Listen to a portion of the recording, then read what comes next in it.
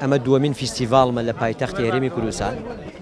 مەبەستیش لەو فیستیڤاڵە ئەوەیە کە بەروومی ئەم وڵاتە بناسیین بە دەروی وڵات و بە میلەتەکەمان و بەدەر لەوەش سێ چوار وڵاتی گەورە گەڕاوم کۆمەڵێک تۆ مێناوە کە ناوازە بووە لە زەنجەفیل لە زەردەچەوە لە 6 جۆر کوولەکە لەو چایی کە ئێستا من حەزم کردو خولیامەوە بۆ کە چایخانەیەکی خاصی بۆ دابرێت لە کوردستانە.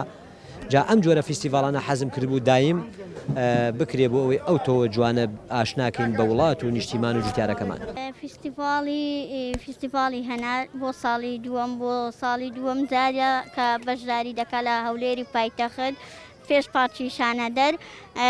ئێمەش وەکو گروپی خاوەن پێداویستێ تایبەتیەکان و گروپی هاوبەش کە لە شاری هەولێر بۆ کاری دەستی ئەو خاوەن پێداویست تایبەتیانە و ئەو توشبوانی تالاسیمیا و چەندین گەنجی و خانمی دەستڕەنگینمان هەیە لە شاری هەولێر نمایشی کاڵەکانی خۆیان دەکەن کە چ نیویانەیە خود کردووی دروستیان کردووە.